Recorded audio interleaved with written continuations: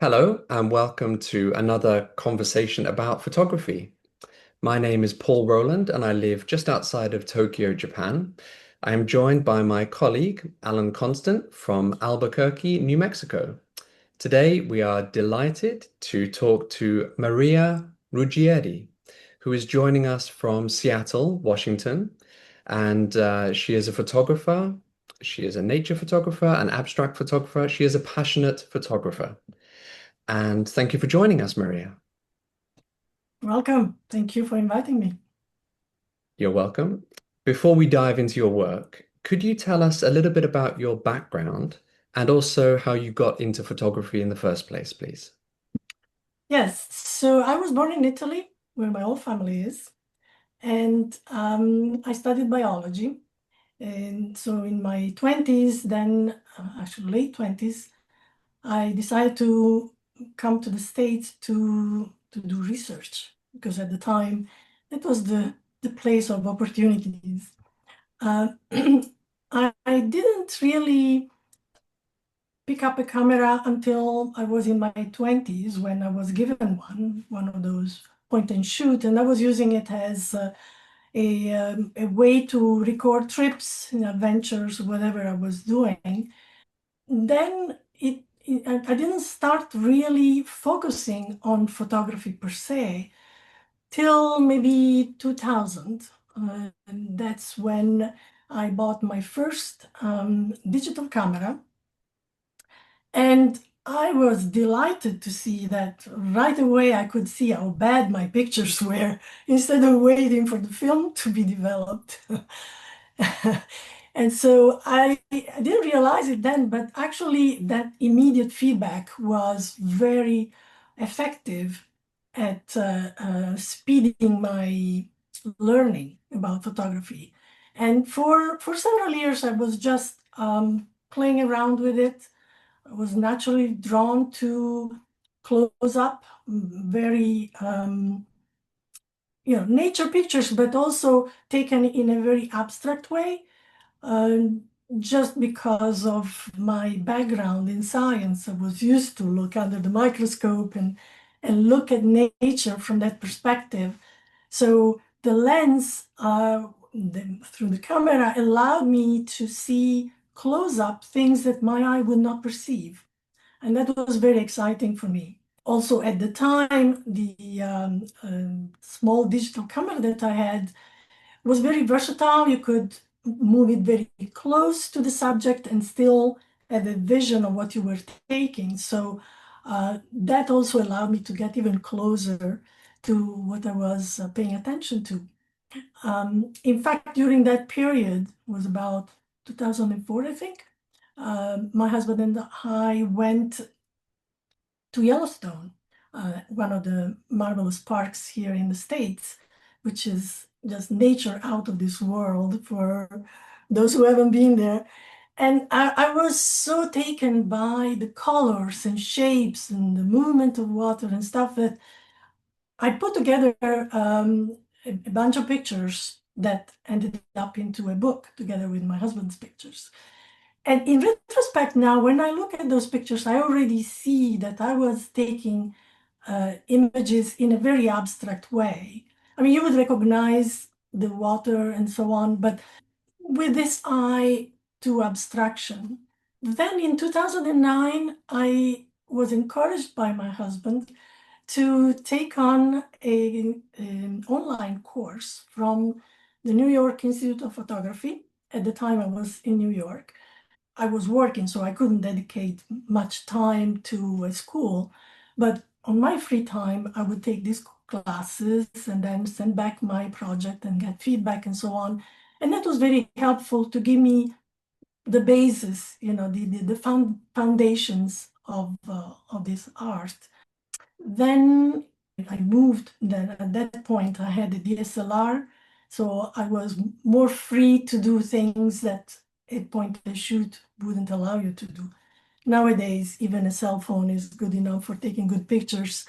But at the time, I was very excited about this upgrade, so to speak. So that's how I learned my photography. No really artistic background, except going to museum, being inspired by art, any kind of art. And somehow that trickles into what I see and comes out in some of the images I make. I don't feel I arrived at any point in my journey. For me, it's a continuous learning experience. And it's something that now that I retired, about 5 years ago, kind of retired completely and moved to Seattle, which is a place surrounded by nature. So it's more conducive to photography than Long Island, where I was, which, to get out of which you had to be stuck in traffic for a while. So that was not ideal. So yes, I'm enjoying my retirement. I'm totally passionate about photography, and it has become not only an activity to substitute for my work, but also a sort of nourishment. I think being creative is essential in our lives, and if you can find means to uh, give it to yourself, that's a gift. Wow, thank you very much. That makes a lot of sense. Just thinking back to many of your images. And when I was looking again at your work before this interview, the word biophilia, you must have heard that before, I guess, Mhm, mhm. um, kept occurring to me. And, of course, I think human beings love nature, and maybe it's part of us. Many of us suppress it or forget it. But what you said about your training as a biologist and a scientist made a lot of sense when I thought about the close focus on natural elements. And clearly, you know what you're doing with a camera, but it's also interesting to know that you know what you're looking at as well. It's not because for Yeah. me, I don't know the names of things, but you have an intense love and passion for your subject as well. So that was very Well, interesting to you hear see, about. the scientific approach, at least till now, now things are shifting a little bit with system biology, and when you take big data and you put them together, AI participating into it. But in my time, the reductionist method was the one used, which means that you have a problem, you dissect it in smaller pieces, because once you understand the smaller part, which is easier, you can put it together and get the full picture. So for me, working through the microscope was doing that part of it and understanding what was going on. And through the camera, I tend to have the same approach, basically studying the, the subject that is in front of me in details. Those are the ones that speak to me. And I can see that. Well, let's take a look at the details of your work. Okay, could you talk us through how you made this? It looks like several images put together. Please yes, tell us how this came yeah. about. So this is one of my multi exposures that I do in camera. Nowadays, the cameras can allow you, some cameras can allow you to do that, which is interesting because although you can do this kind of manipulations in Photoshop, um, having the idea and putting it in practice on the spot allows you, first of all, it gives you an immediate feedback, and it allows you to see what it is that you really are after, and you have more chances to change the conditions until you get what you like. So this is one of the pictures that I took, spending some times at the docks, a place, harbor near where I live, where there are lots of boats. And I like to take pictures of water, as you might have seen. Uh, and reflections in water, just because they are so ever-changing and so interesting in terms of giving you the opportunity um, to do something unique. If I wanted to repeat this image, I wouldn't be able to, because the conditions at that time, the light, the particular subject that was present, the movement of the water, so the wind that was there at that time, were unique circumstances that belonged to that moment in time. And so that makes the product of that work unique from that, just from that point of view. And so this was a boat that was very colorful. It had a black demarcation at the edges and in the front part. I don't know the technical name for it. And so after I took a few images straight up, I thought, well, what would happen if I combine these? I mean, curiosity is one of the things that drives me. It's part of my personality. I'm curious about everything, not only stimulated by science, maybe because of curiosity, I went into science, but it's a quality that affects my every aspect of my life. And so I tried a few things and I liked what I saw. And then I repeated the movement. These were three images that you take in one direction, then you move the camera in another orientation, and the camera in yet another orientation. There are three images in this one. And of course, the pivot was the corner, which you see in this image. I call it epicenter because it created a focus for the image, including the spiral of water around it. So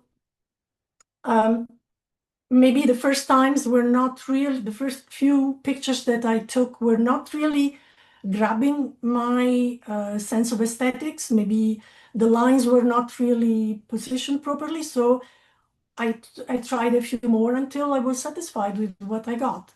So that's typically the approach that I take when I do multiple exposures. It's an approach of experimentation, if you will, and play. Play is a big part of the way I approach photography. Absolutely. I really admire your experimentation here, and it's incredibly well composed. Talking of curiosity, the next image is one that I really want to know the background of. It almost looks like a collage. Could you talk us through that, please? That was the aspect of it that really grabbed me. It looks like a collage, but in fact, it's a picture of grass that was growing by a lake, and then a separate picture of the waves on the lake. And because the camera has the opportunity to overlay these images based on light or darkness, or just add the images. So these are all gadgets that the new cameras have. I decided to use the light. So whatever is lighter in an image shows up. So these waves that were more dominant were highlighted in this image. But what I liked in here was the fact that there was some sort of interruption. The title speaks to it a little bit. A disruption of what you normally are used to see. Um, we perceive the world as a complete picture in a way, right? I mean, things are uniform, they're not really disrupted.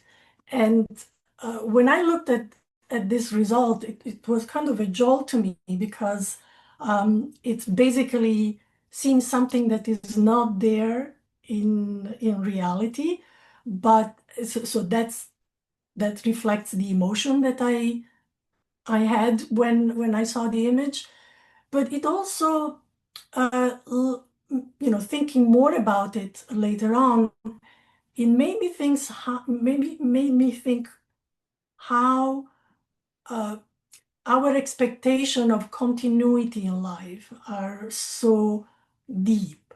So that, if I see an interruption, a disruption of the continuity of life, I get a negative kind of emotion, a kind of uh, so that's why I like this image very much, actually.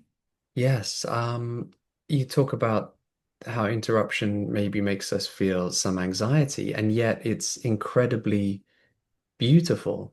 How do you understand that conflict?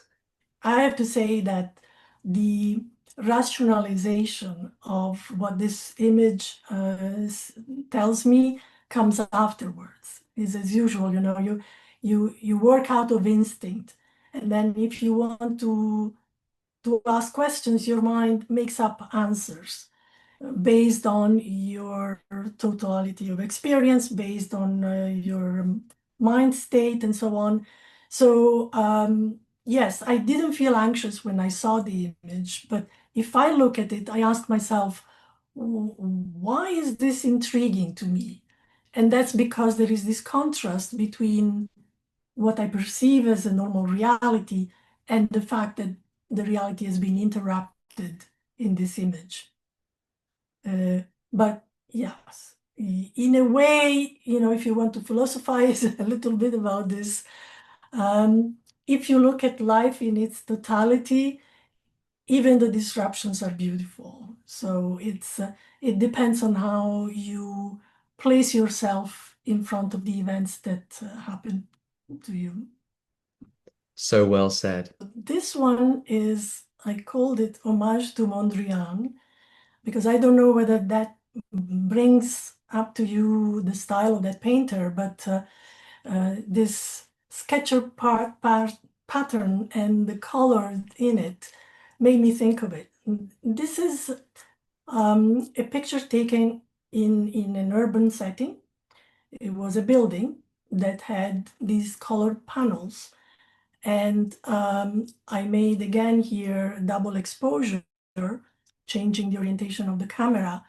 And I liked what I saw because, again, it made me think of Mondrian. And it's interesting how you see a piece of art that really inspires you and it sits in the back of your mind somehow.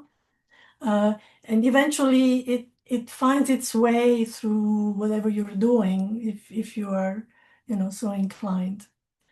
So so it's also what I found interesting in this image was that it almost looks like frosted glass that has been mm, made to show this way. But the building itself was less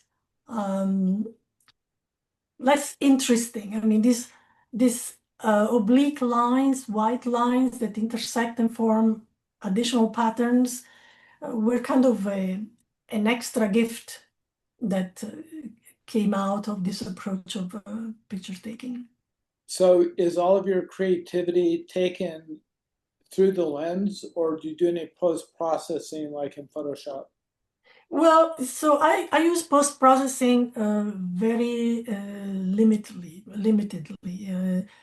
So, change the exposure light or things like this, remove some distractions if there are any. In this case, I had to admit I had to crop one of the panels that came out of that image because I was more intrigued by this combination rather than the rest of it. So it's, some photographers pre-visualize what they want to photograph. My approach is different because of the play mode, the experimental mode that I adopt. I try things out, and then when I get to work on the image, sometimes I do make my choices. So in this case, the picture was cropped. Hmm. Well, here's another very painterly image, and of course, with lily pads, I can't help but think of Monet. Before you talk about this one, you mentioned obviously Mondrian, and you also talked about being inspired by other artists. Could you just tell us a little bit about some of the artists that are your inspirations? Well, I like Kandinsky, so the abstract painters are really, I'm taken by them. There are so many artists, even, well, yeah, I forget her name right now, but, when I go to museums, I tend to be drawn to modern art and abstract art less by the figurative arts. and definitely less by the old art. I'm sorry, but although I come from Italy, I cannot enjoy the sacred art that Italy is so full of. It just doesn't speak to me. I'm not drawn to the past. Usually, I'm projected in the future, if you will. I mean, I really like modernity. This image, though, after I made it, brought to mind the Japanese fans, the tourist ones that are oval in their shape and they usually have nice decoration. And so I was thinking, compositional wise, it's not one of my favorites, but I really liked this idea of these fans showing off the waves. So obviously the round shape are the lily pads, but on the other side of this little pond, there were waves that I captured and combined with the lily pads just gave me this incredible overlapping kind of image. Yeah, it's so fluid and liquid. I can hear the waves rippling. I'd love to have this pattern on one of those fans, to be honest. But Maria, you talked about how you're not attracted to the sacred and that kind of religious arts from Italy that we all know. But there clearly is a kind of spirituality, or even if it's just a calmness or a contemplation about your images. What is the place of the spiritual in your photography? Well, spirituality is not necessarily linked to religion. I think to be human in its very essence is to be spiritual, to be attuned to the other people, to nature, to feel your place in this world, and to be grateful about it and appreciative of this marvelous gift that we are given.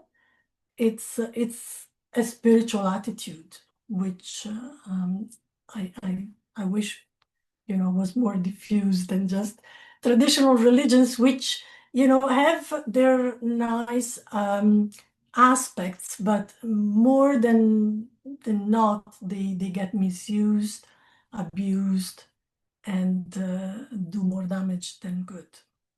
I mean, talking about spiritual, this has a very spiritual feeling for me, I think, because of the light. Are we looking at light reflections here? What do you see? It looks like maybe light coming off of palm leaves or something.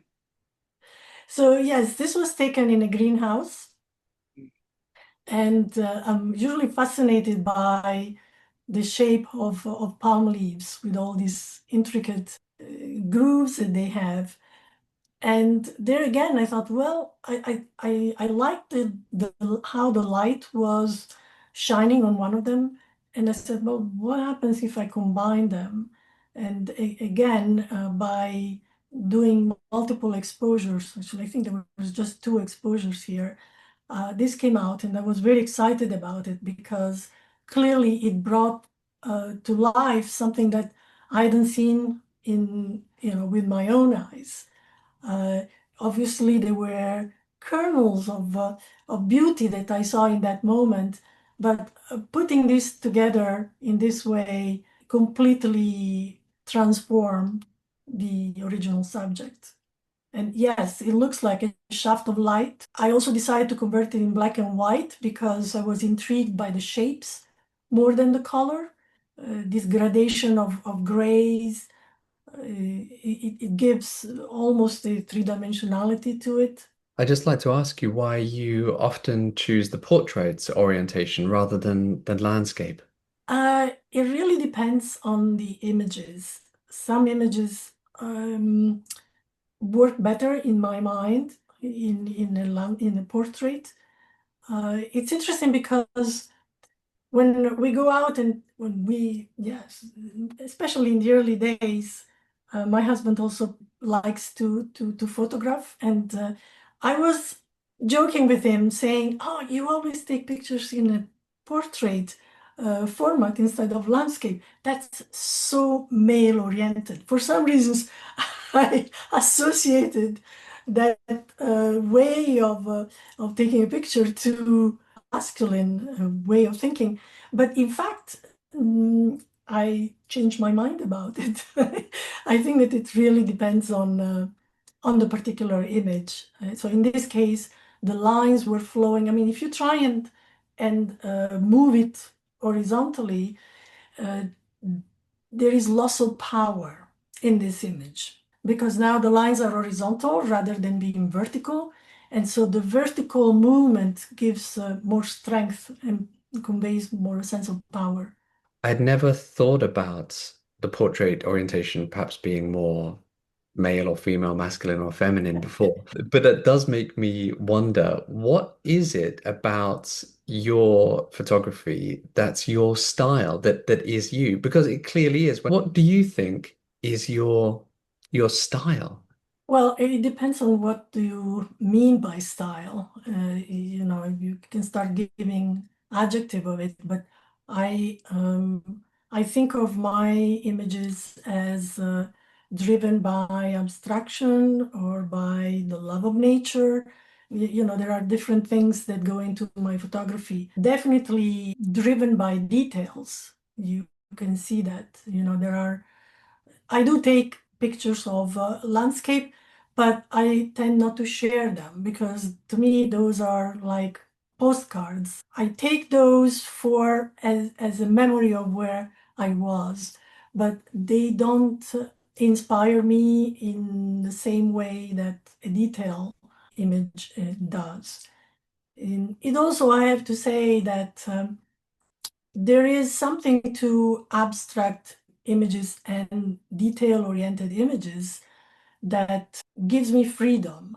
You know, you're not constrained anymore but what anybody can see, but it's like giving me the opportunity to give you or whoever sees my work a peek into the way I see the world.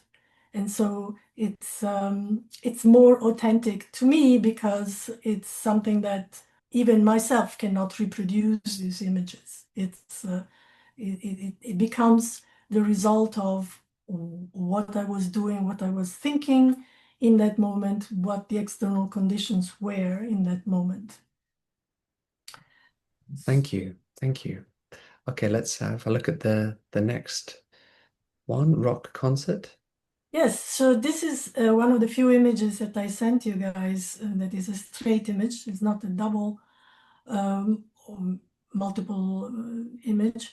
However, to my eyes, it looks like it could be one because you can see the pebbles at the bottom of these fountains was an urban fountain, and the water over them was reflecting some of the buildings around and created this pattern that makes me think of a Japanese screen painting, you know, the silk screens, where you have a photo at the bottom over which the artist paints to add a layer of art, if you will. And I like this very clear black outlines that again brings to mind one of the paintings that unfortunately I was looking for the name of the painter who made this, but this you guys may know more, is this painter who used a long stick to draw things like this over a canvas. And so again, when I see things like this, it's almost like a recognition, you know, the image now speaks to me at a different level. And so that's why I like this image. Well, you have another image called Inspired by Pollock, I think, or something like that. Is it Yeah. Jackson Pollock you're talking about? Yes, yes. Yes, that's right. Absolutely. I can see that. This is also another double exposure of a, a net that was reflected in water with waves on the other side. And the reason I like this image is because of this intricate pattern in the background that it's also coming from reflection in water, but yet belongs to something else. And you can see faces, you can see different shapes in it, and you know, our mind is programmed to recognize shapes that are part of our life, or you know, definitely we are tuned to see faces, and so that comes in as the playing aspect of my photography. I like when these things come up again, just by chance. One of the things I love about this is that it's so tactile, and I don't know exactly what the plane is or the perspective. I feel like I'm tilting forwards or looking over the water. I want to dive into it. The images that I take are usually in a raw format, and even the double exposures, which get converted into JPEG, are of a decent size, so they could be printed large, enough to imagine swimming in it. No, but what attracts me in this kind of superimposed images is that you see, if you look at the water pattern, it almost like broken down. It looks like a very thin layer of water. Now you see all these intersecting waves that form these patterns. And that's something that your naked eye doesn't see. So for me, again, there is a process of discovery in making these images that adds to the original intent that I have. You know, we talked a little bit about the spiritual, but I've wondered too about the psychological aspect. And when you do an image like this, do you ever think about what it might say about your subconscious and what you're trying to say through your imagery? No, as I said before, when talking about the grass image, the interrupted grass, especially when I process the images, sometimes I ask myself, what is it that draws me to this image? What do I see in it? It's not a process that happens while I'm taking the image.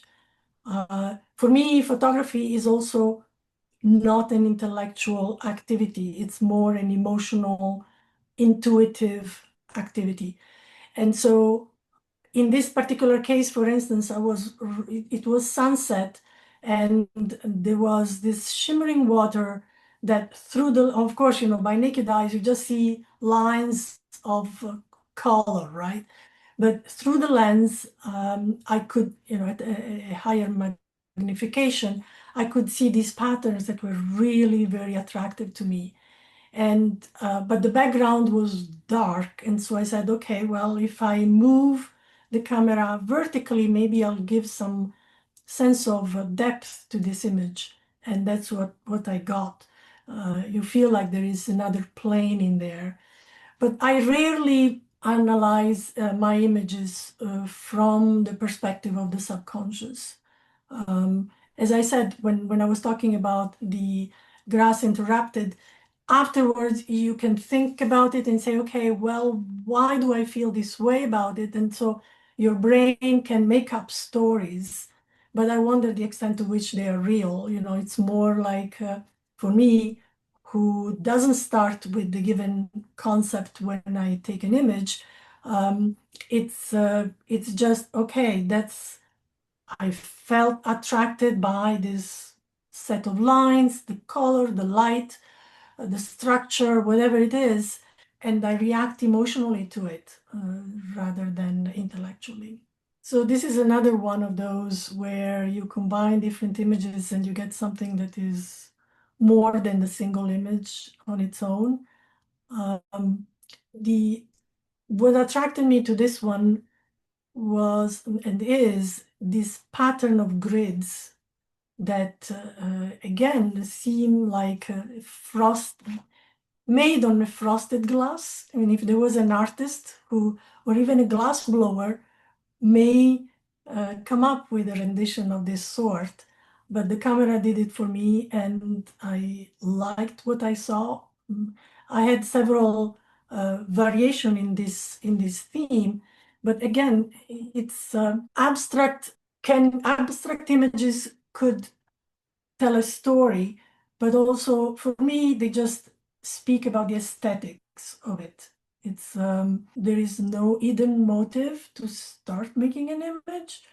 It's more my immediate response to what I see. It is very sculptural. It does look like, yeah, some kind of blown glass. I can definitely imagine that. And there's one thing that I haven't noticed when you're talking, Maria, is the connection to the literary arts as well. You've talked about lots of visual arts. I love language. I love trying to talk about these things. Is there a relationship to language, to literature, to poetry? I see a lyricism here. I would like to write a poem about it.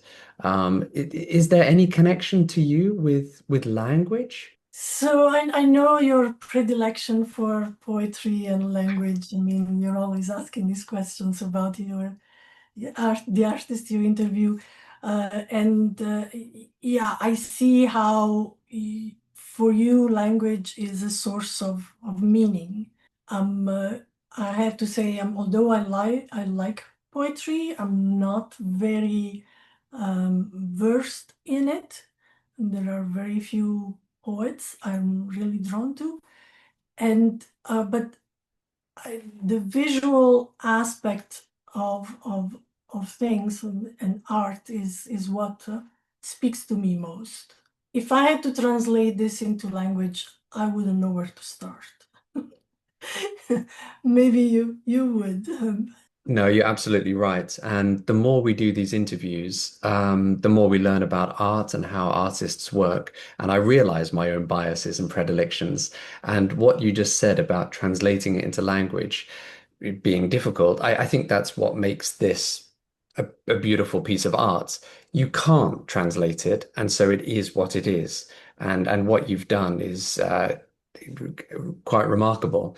And one thing that I didn't mention, this one, and I think it was the last one, really reminded me of Escher, actually. I Mm, think it's the yes. the different planes and that's Yeah. kind of disorientation, but especially the nets or the grid network here being warped. It really reminds me of Escher. No, I do have an appreciation for his work, and since I was young, when I discovered him, I was collecting his images. Is I was intrigued. He was a mathematician, so a scientist in a way that combined art with the other aspect of our experience. If I have to be given the task of writing something about it, I would start asking myself, what do I see and what does that, tells me? And maybe words would come up, but my words are rusty. I have attempted sometimes to write a small poem, uh, um, typically in response of very strong emotions. But my way, because again, I'm drawn to the poetry of Wisława Szymborska. Don't know if you know this poem. She has a way of relating stories in her poetry. And so she has this dialogue with her subject. In a way, my images are a dialogue with my subject. I kind of interact with it. I want to know about it. And by studying it, I delude myself that I'm knowing it. Obviously, it's not possible. Whenever I attempted to do something like that, it was in a form of a dialogue with my subject. I love that description. And ironically, you are incredibly eloquent in how you talk about your work. Oh, Let's take a look at the last image. so here I will ask you, what do you see? The title Wave Whisper obviously is some kind of earthly image, but to me it looks like an image from space almost like a comet or like a planet, like a huge sunspot or something. So that's what it looks like to me. But that's what I love about abstract images is that it can take you wherever you want to go, and it takes different people, different places. Yeah, absolutely. I mean, it's so I took several images of this, and I when I decided what to share, I was wondering whether I should share this one or another one, which was in a portrait format, where the blob in the top was at the bottom. And that made me think of a rising planet or something like that. So I do see the the space connection. But this, in fact, was just a buoy on a boat reflected in the water. And because there was a shadow of the boat on the reflection, the reflection came out in a darker red than the buoy itself. But yeah, that was peculiar. I've gone back to that place so many times and never found that again. So you see, that talks to the unicity of that moment. It's really incredible. I can see like maybe a storm happening in that Mhm. intense red shadow. Maria, lastly, what is a successful photo for you? What is that moment that just clicks when you're like, oh, that's the one. That is a successful photo to you? It's a photo that speaks to me at different levels, that it captures what I felt in the moment I intended to capture. I don't know if you look at the pictures I post on Instagram, a lot of them are of waves. I'm very much intrigued by the water moves, especially in fast movement, and creates this wave that to the eye, to the naked eye, is just a fluid, almost glassy, textured thing, just because of the rapid movement. And I wish I were able to capture that by taking an image, a photograph. And I'm not there yet. So yeah, I'm posting them because it's work in progress. To me, a successful image is one that reveals a yearning from inside that I feel when I'm in front of a certain situation. It's a game for me. It's gives me the opportunity to be creative, gives me joy. I remember when I was young, there was a clear memory. I must have been, I don't know, 8 or 9. And I was playing, and I was having so much fun playing uh, by myself, although there were friends around me, that I told myself, when I grow up, I have to remember to do this. Conscious of the fact that when you are an adult, you lose it. I never saw adults playing that way. And so I said, no, I have to remember this. And I do remember it. And I feel a child again when I'm with my camera, and especially on my own, where I can really commune with my subject and be there doing my play. Wonderful. Okay, thank you very much. My goodness. Well, it's been a joy to talk to you, but now I have a deeper appreciation of them and understanding. And there's always a moment when somebody tells me where they took the photo, like they reveal the secret. You told us about this was a boy, a buoy, but it doesn't take away any of the magic and beauty of it for me. But I also feel like I've got a sneak peek behind the scenes. So thank you so much for My pleasure. talking to us today. I really, really appreciate it. Thank you, Maria. Thank you, Paul. Thank you, Alan. And yeah, thank you, Maria. I appreciate you joining us for this. Thank you.